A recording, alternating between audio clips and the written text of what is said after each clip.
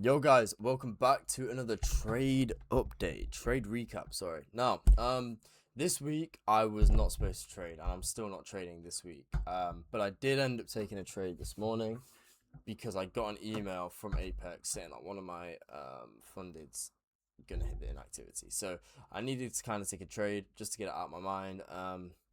And then yeah, to continue to take the rest of this week off. I'm too busy with coach like other stuff, so with like my tennis coach and stuff. So I was like, fuck it, I should take a break this week, and I think I needed a break. My mental is absolutely fucked recently, and that's just one thing that I'd recommend is like if you feel like you're drained from trading, take a break.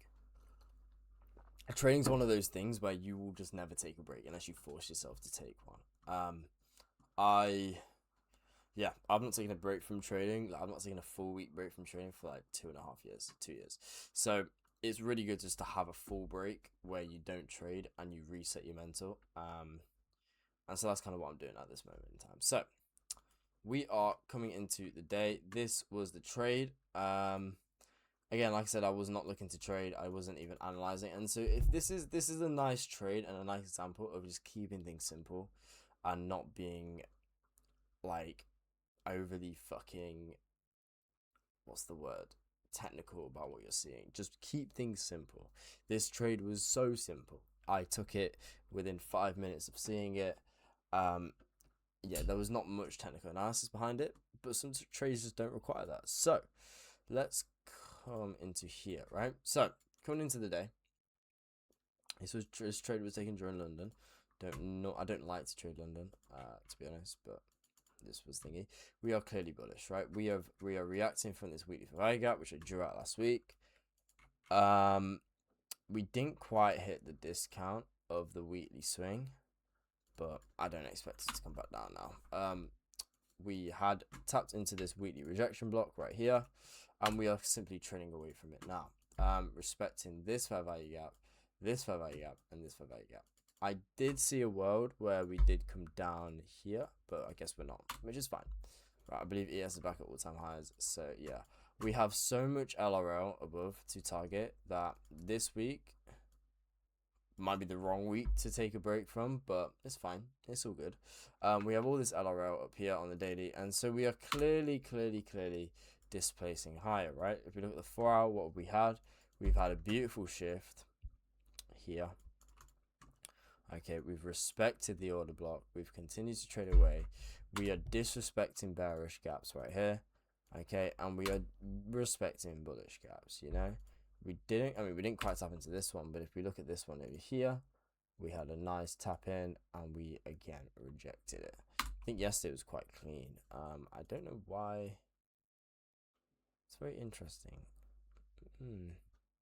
This would have been a really nice trade yesterday. Okay, maybe that was an entry. I don't know. But yeah. So we're clearly disrespecting bearish, respecting bullish. So I'm only looking for buys. Okay. Now London, I typically like to look for like where New York would reverse from, but when we're this bullish, I just expect price to rip towards these highs over here. If we're looking at ES, yeah, we were already just flying and we had pretty much relevant equal highs there. So I expect price to continue going up. Okay, so again, like I said, there wasn't much technical analysis behind this trade. It was just bullish bias. We respected this 4 hour for value gap. We're trading away from it. We are trading towards this LRL over here. We're trading towards these highs. So going down to the hourly, what did I see forming? Around 7 or 8 o'clock, I saw this hourly fair value gap being formed. And so we also have this kind of order block in a sense. You could call it an order block here. I don't think we tapped it, but yeah, we inverse this hourly over here. Again, I wasn't even looking at these things too much, but we inversed it.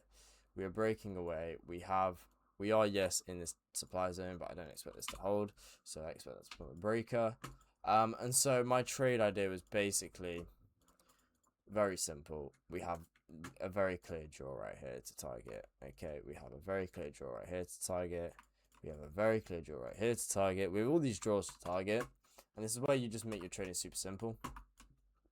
We're bullish, we're going to buy, right? So going down to the 15-minute, waiting for the hourly gap to form. So at 8 o'clock, Where's my line gone? There it is. So waited for 8 o'clock, which was here. Okay, price formed the hourly. We tapped into it. It was just before 8. And so what do we get? At 8 o'clock, we get an immediate run of these lows right here. And we sweep out these lows. Okay, this was the 8-12 candles. So it's really important to wait for London open if you are going to take these London trades. We tapped into this 30-minute. We swept this 30-minute intermediate. We tapped into a 15-minute over here, and again swept this intermediate right here. And so yes, there was an argument that we could trade into this and a little bit lower, but when we're rejecting an hourly and things like that, we would tap the order block. It's a very simple trade, right? Very simple. ES at the time swept these lows over this LRL. We didn't really have a POI on ES. I can't remember, except that we swept this hourly low right here into this 5-8. We're trading higher. So yeah, there wasn't much on ES really. I didn't really care for it.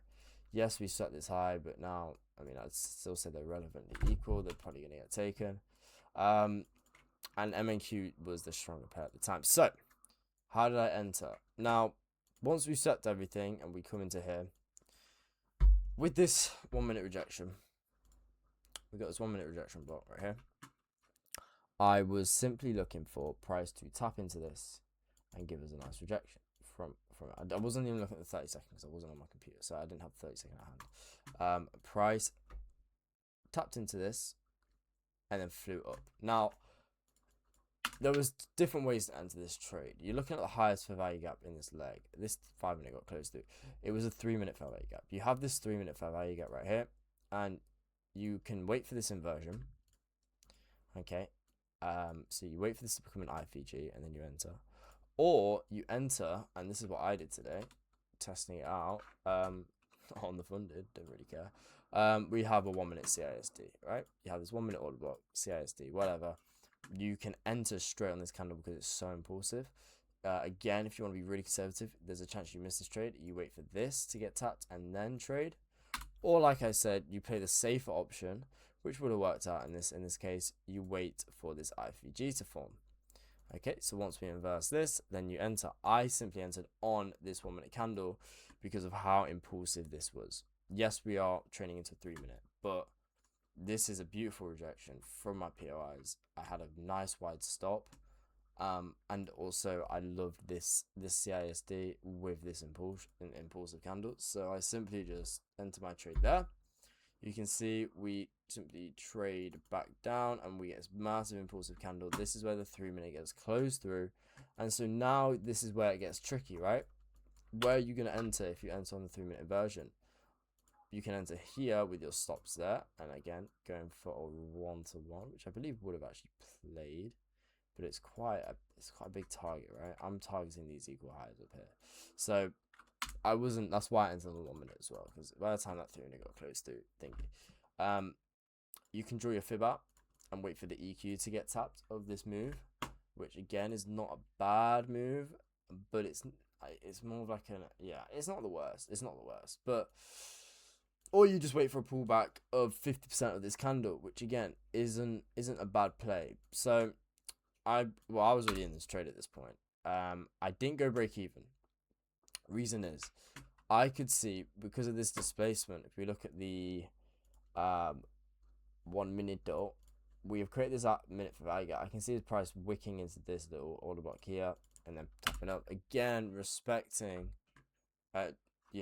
this inversion. So that's why I was kind of that's why I didn't go break even, to be honest, which played out in my favor. Price literally tapped this level. Like I said, it did close through that 1-minute, wasn't too fussed about that.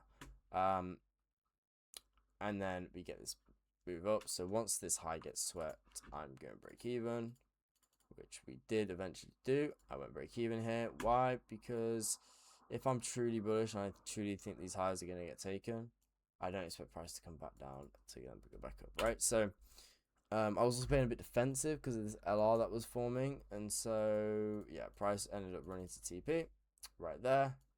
I closed out. And like I said, if you waited for that 3-minute inversion and you entered on this 3-minute close, your TP is up here. So I don't know if this plays. Yeah, it's probably break even, right? Yeah. So So you probably wouldn't have hit TP unless you got in on a slight pullback. Okay, so that was kind of the trade that I was looking for today. Again, I wasn't really looking to take a trade today, if I'm being honest. You can see the executions are there. Wasn't looking to take a trade to be honest, but I got that email saying that I needed to, so I took it. It's my break week. It's my week that it's my first break in, like I said, 2.5 years. It's quite difficult to come on a break, but I've just been a bit fed up with my site recently, so I needed it. And so yeah, and this is a good case study of like not just like playing it simple works a lot of the time. Like playing it super simple is what you want to be doing, right? It's just taking your time with your trading.